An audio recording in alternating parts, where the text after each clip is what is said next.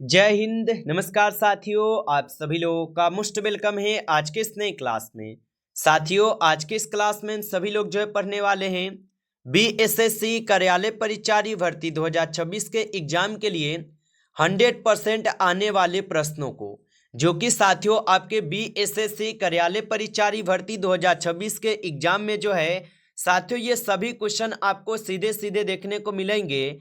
तो आप सभी लोग इस क्लास को बिल्कुल अच्छी तरीके से लास्ट तक देखिएगा और इस क्लास में दिए जाने वाले इन सभी क्वेश्चन को आप अच्छे से जरूर याद कर लीजिएगा, जिससे कि आप जो है अपने एग्जाम में सभी क्वेश्चन को साथियों आसानी तरीके से बना पाएंगे। तो चलिए फिर क्लास को स्टार्ट करते हैं। उनसे पहले यदि आप इस चैनल पे पहली बार जुड़े हैं तो साथियों आप जो है इस चैनल को सब्सक्राइब कर लीजिए और सब्सक्राइब करके साथियों आप ऑल नोटिफिकेशन को ऑल पे दबा के जुड़ जाइए, जिससे कि जब भी कोई नई क्लास हो सबसे पहले क्लास का नोटिफिकेशन जो है आपके पास साथियों पहुंच सके। तो आप इस चैनल को सब्सक्राइब कर लीजिए, साथ ही साथ साथियों आप जो है इस क्लास को भी लाइक जरूर कर लीजिएगा। तो चलिए क्लास को स्टार्ट करते हैं और देखेंगे साथियों क्वेश्चन क्या दिया गया है। साथियों क्वेश्चन है कि अकबरनामा साथियों किसने लिखा था। चलिए बताएंगे साथियों। ये सभी क्वेश्चन साथियों काफी इंपोर्टेंट और सिलेक्टेड क्वेश्चन करवा रहे हैं, जो कि साथियों आपके एग्जाम में 100% ये सभी क्वेश्चन साथियों पूछे जाएंगे।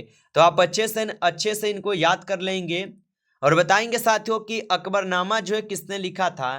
तो याद रखेंगे साथियों अकबरनामा को लिखे थे अबुल फजल, ऑप्शन सी सही जवाब है, अबुल फजल लिखे हुए थे। अगला क्वेश्चन है साथियों यहाँ पे कि मदर टेरेसा का जन्म साथियों कहाँ हुआ था। चलिए बताएंगे साथियों कि मदर टेरेसा का जन्म कहाँ हुआ था। तो याद रखेंगे साथियों मदर टेरेसा का जो जन्म है साथियों कहाँ पे हुआ था।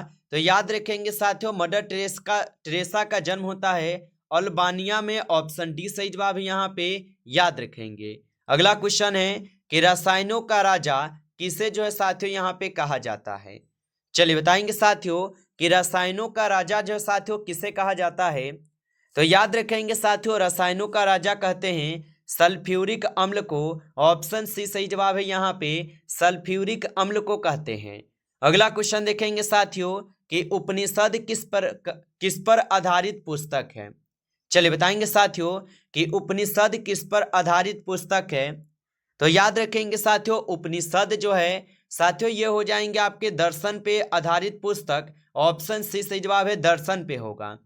अगला क्वेश्चन है कि निम्न में से कौन सा संत महाराष्ट्र से थे।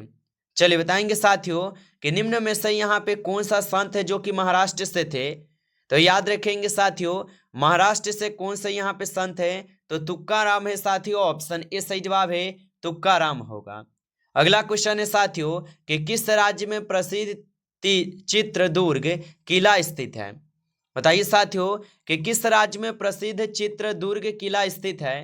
तो साथियों याद रखेंगे ये हो जाएंगे आपके कर्नाटक में, ऑप्शन सी सही जवाब है साथियों, कर्नाटक में होगा, याद रख लेंगे।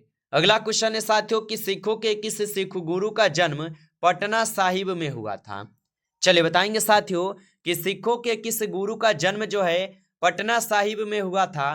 तो याद रखेंगे साथियों यहाँ पे इस क्वेश्चन का सही जवाब जो है ऑप्शन ए हो जाएंगे, गुरु गोविंद सिंह का जन्म हुआ, ऑप्शन ए सही जवाब है।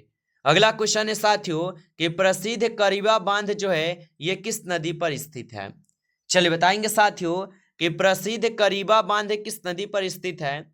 तो याद रखेंगे साथियों प्रसिद्ध करीबा बांध जो है साथियों ये स्थित हो जाएंगे जाम्बेजी नदी पे, ऑप्शन सी सही जवाब है, जाम्बेजी नदी पे है। अगला क्वेश्चन है कि सागर माथा किसका नेपाली नाम है। चलिए बताएंगे साथियों तो सागर माथा किसका नेपाली नाम होगा।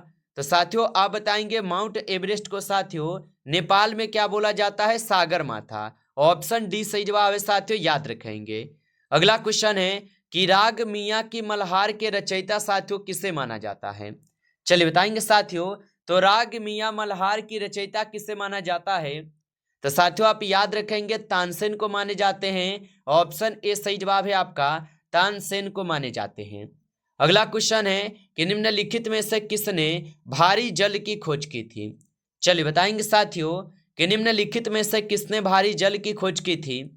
तो याद रखेंगे साथियों हेराल्ड यूरो जो है साथियों ये भारी जल की खोज किए थे। ऑप्शन ए सही जवाब है, हेराल्ड यूरे होगा। अगला क्वेश्चन है, हाइडे स्पीच का युद्ध जो है साथियों ये किस नदी के किनारे हुआ था? चलिए बताएंगे साथियों, हाइडे स्पीच का युद्ध किस नदी के किनारे हुआ था? तो याद रखेंगे साथियों, यहाँ पे इस क्वेश्चन का सही जवाब जो है ऑप्शन सी है साथियों, झेलम नदी के किनारे। ऑप्शन सी सही जवाब है। अगला क्वेश्चन है, निम्न में से कौन सीमेंट का मुख्य संगठन है? चलिए बताएंगे साथियों, निम्न में से कौन सीमेंट का मुख्य संगठक है? तो याद रखेंगे साथियों, चुन्ना पत्थर होगा। ऑप्शन डी सही जवाब है, चुन्ना पत्थर होगा। अगला क्वेश्चन है कि पुष्टि मार्ग के दर्शन की स्थापना साथियों किसने की थी? चलिए बताएंगे साथियों, और साथियों आप लाइक नहीं किए होंगे इस क्लास को, तो साथियों आप इस क्लास को एक बार ज़्यादा से ज़्यादा आप लाइक कर लीजिए। नए जुड़े हैं चैनल पे तो आप इस चैनल को भी सब्सक्राइब करके आप ऑल नोटिफिकेशन को ऑल पे दबा के जुड़ जाइए, जिससे कि साथियों ये सभी क्वेश्चन जो आपके एग्जाम में साथियों मिल सके। और चैनल को सब्सक्राइब करके ऑल नोटिफिकेशन को दबा के जुड़े रहेंगे, जिससे कि जब भी कोई नई क्लास हो सबसे पहले क्लास का नोटिफिकेशन जो है साथियों आपके पास पहुंच सकेंगे। और बताएंगे साथियों कि पुष्टि मार्ग के दर्शन की स्थापना किसने की थी? तो याद रखेंगे साथियों, इनकी स्थापना बल्लभाचार्य किए थे। ऑप्शन डी सही जवाब है, बल्लभाचार्य होगा। अगला क्वेश्चन है कि पूरा पाषाण काल की सबसे बड़ी उपलब्धियां क्या थी? चलिए बताएंगे साथियों, तो पूरा पाषाण काल की सबसे बड़ी उपलब्धियां क्या थी?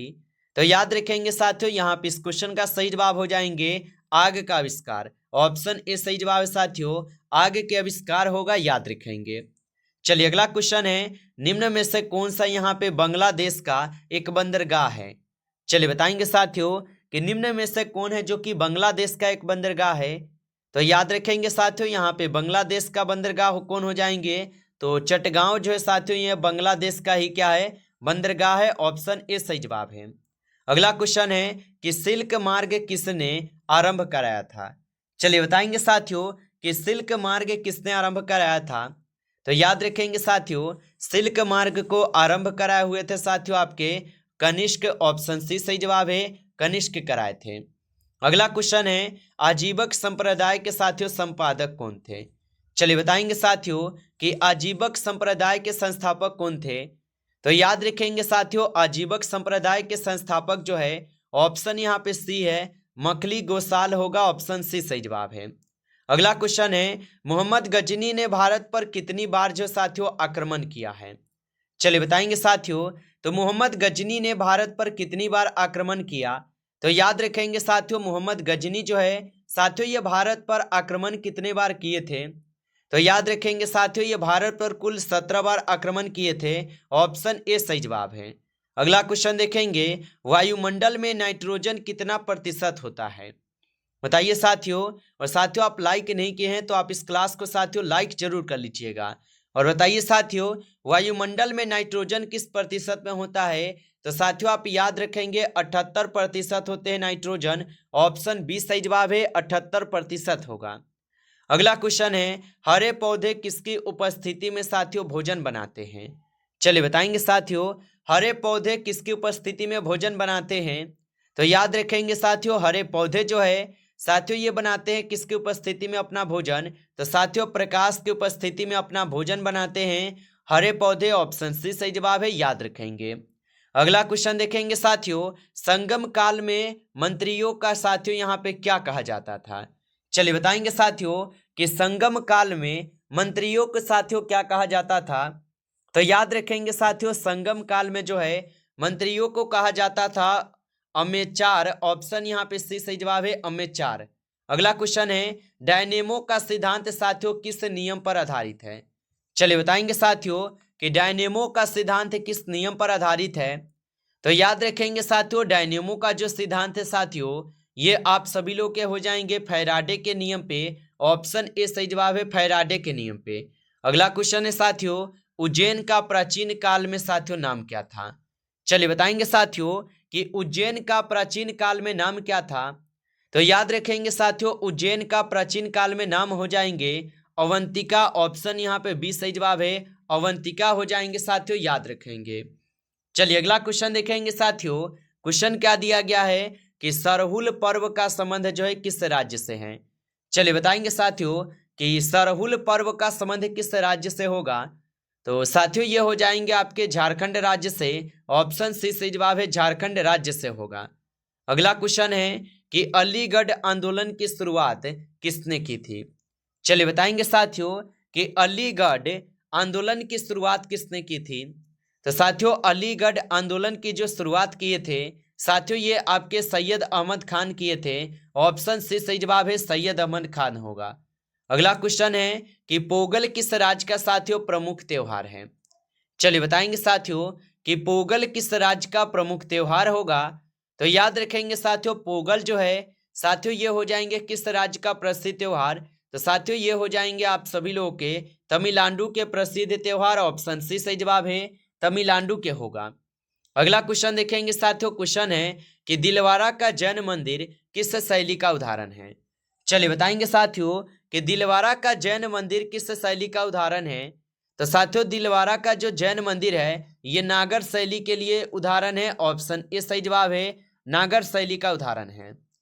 अगला क्वेश्चन है उत्तरी गोलार्ध में सबसे बड़ा दिन जो साथियों कब होता है। चलिए बताएंगे साथियों कि उत्तरी गोलार्ध में साथियों सबसे बड़ा दिन कब होता है। तो याद रखेंगे साथियों उत्तरी गोलार्ध में सबसे बड़ा दिन जो है साथियों कब होते हैं। तो साथियों 21 जून को होते हैं। ऑप्शन ए सही जवाब है, 21 जून को होते हैं, याद रखेंगे। अगला क्वेश्चन है साथियों यहाँ पे आपका क्वेश्चन क्या है आपका कि बैसाखी जो है साथियों किस राज्य का प्रमुख त्योहार है। चलिए बताएंगे साथियों कि बैसाखी जो है ये किस राज्य का प्रमुख त्योहार है। तो साथियों बैसाखी जो है पंजाब के प्रमुख त्योहार है। ऑप्शन सी सही जवाब है, पंजाब के हो जाएंगे। नमस्कार साथियों, इस क्लास में जो है टॉप 30 क्वेश्चन थे जो कि काफी इंपॉर्टेंट और सिलेक्टेड क्वेश्चन थे ये सभी क्वेश्चन। साथियों यदि आपको क्लास अच्छा लगा हो तो साथियों आप जो है इस क्लास को लाइक कर लीजिए। नए जुड़े हैं चैनल पे तो आप इस चैनल को भी सब्सक्राइब करके आप ऑल नोटिफिकेशन को ऑल पे दबा के जुड़ जाइए, जिससे कि जब भी कोई नई क्लास हो सबसे पहले क्लास का नोटिफिकेशन जो है आपके पास साथियों पहुंच सके। तो आप इस चैनल को सब्सक्राइब जरूर कर लेंगे। चलिए फिर मिलते हैं आपसे एक नेक्स्ट टॉपिक के साथ नेक्स्ट क्लास में। तब तक के लिए जय हिंद, जय भारत।